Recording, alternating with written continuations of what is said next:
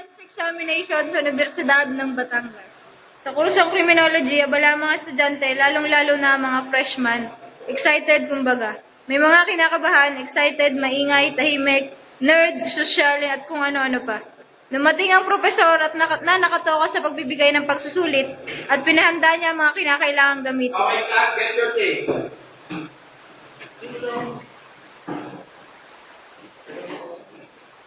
Anak, bakit naman ngayon pa?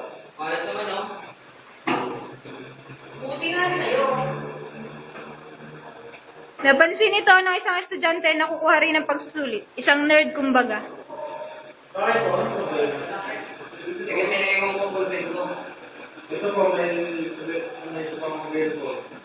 Thanks, ah. Nagkapalagayan ng dalawang loob kahit na si Delgado ay may pagka-weird. Magkasama sila sa lahat at unti-unti itong yumabog. Hanggang si Delgado ay nagka-impluensyahan ni De La Rosa na pakulang. Hindi naman masamang impluensya si De La Rosa, tama lang para sa isang kabataan. Pagmumukha mo ay hindi maipinta. Nakalimutan mo na bang tumawa? At kahit sila lang dalawa, masaya pa rin. Sa lupa.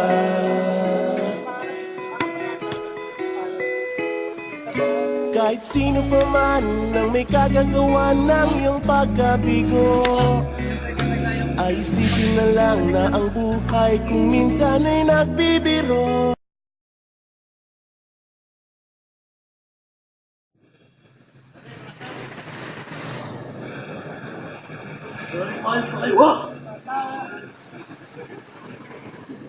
Mga very brave kayo. Hindi nyo ata mag-exercise muna kayo ah.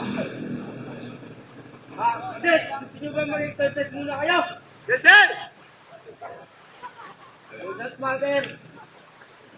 5 jumping jack. Let's come on with cadence, come on! Command, exercise! 1, 2, 3. 1, 2, 3. 1, 2, 3, 4. 1, 2, 3, 4. Nagsimula na ang training nila. Sila ang magkabady sa loob. Mahirap man ang bawat araw, masaya sila kahit sila ang magkasama. Todo exercise ang mga kadete. Siyempre, hindi lang sa balakasan ng katawan na susubok ang isang kadete, lalo't higit ang kaalaman ng mga ito.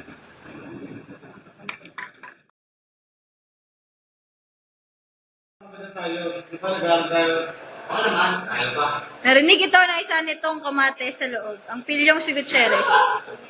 Tingnan natin. May kinuha siyang isang kapirasong papel sa bulsa at inihagi sa likuran ni Delgado.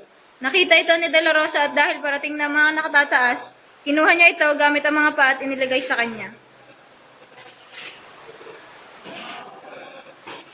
Ate, ito ready.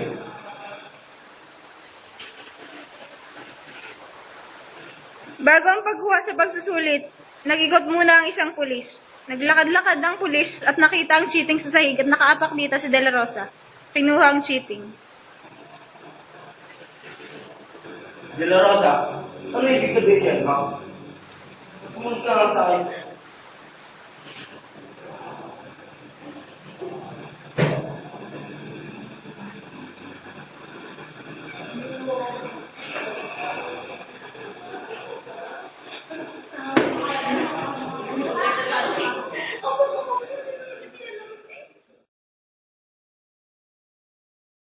At dahil sinagawa ang kasalanan ng De La Rosa. 3, 50. 1, 2, 3, 50. 1, 2, kapag hindi nyo sinulog. 1, 2, 3, 50. 1, 2, 3, 50. Kaya kumalas kayo! 1, 2, 3, 50. 1, 2, 3, 50. 1, 2, 3, 50. 1, 2, 3, 50. 1, 2, 3, 60. Bakit tumigil?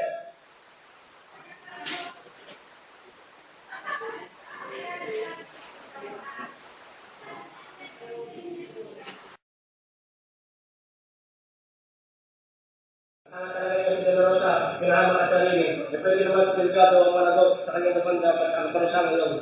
Sinabi mo pa.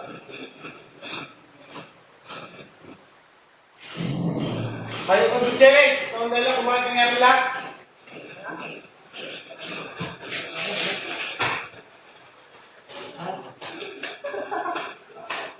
Binugbog siya ng mga kasamang kadete ni Gutierrez hanggang mawala ng malay.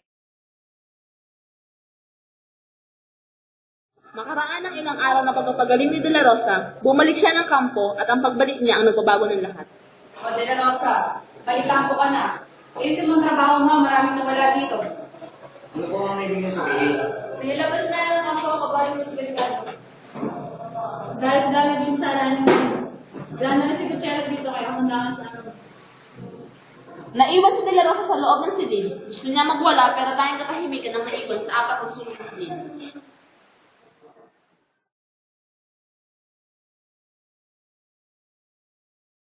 Malipas ang isang taon, matagumpay si De La Rosa sa kanyang pinangarap na maging isang pulis. Maliwalas sa kanya ang paligid at tila ang panahon ay umaayon sa kanya nang biglang Kentay mo si pare! Ano ba nangyari? Hindi malinaw ang lahat ng maniska. Kaya mo, hindi mo ako. Tawarin mo ako. Pero mapagbiroon to dana. Ang dati pinangarap natin na dapat sabay, pinawala na. Kaya na lang natin. Ang ganda mo nalaka sa iyo ng forma mo ha. Kapagbiro ko pa talaga oh. Isawa na ka na. Oo eh, hindi lang nakabalik sa nangyari sa akin. Ayos lang yun, magkakabili pa rin naman tayo. naglalakad palayo ang magkaibigan kasama ang asawa ni Delgado. Matagumpay ka man o hindi, basta sa puso't isip mo, mas mahalaga ang hindi makalimot sa mga taong pinapahalagahan ng pagkatao at pinagsamahan. Dahil ang tunay na pagkakaibigan, hindi nasusukat sa propesyon ang mga parangal ng iyong makakamit, kundi kung paano mo isasakripisyo kahit nga ang iyong sariling kapakanan.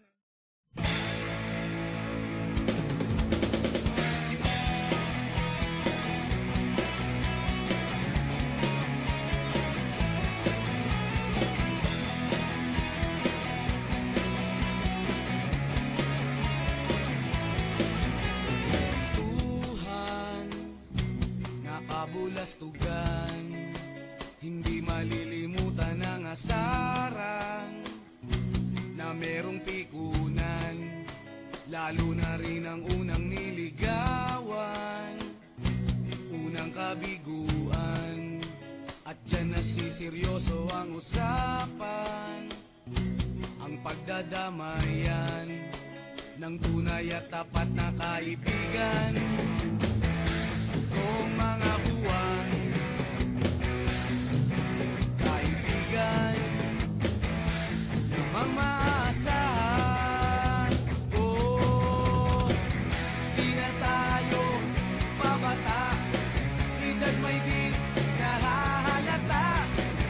Sa mga trip, unti-unti na tayo nagsasawa. Pero kahit ganon, barkadang matatag hanggang sa ngayon.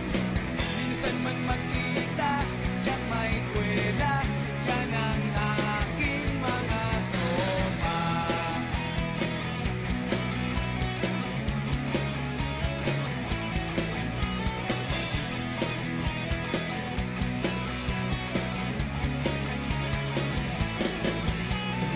Inuman na pang magdamagan, minsan inaabot pa ng ayaan, na kung saan-saan, na para bang walang kinabukasan at kahantungan. At dyan nasiseryoso ang usapan, ang pagpapayuhan ng tunay at tapat na kaibigan. Kung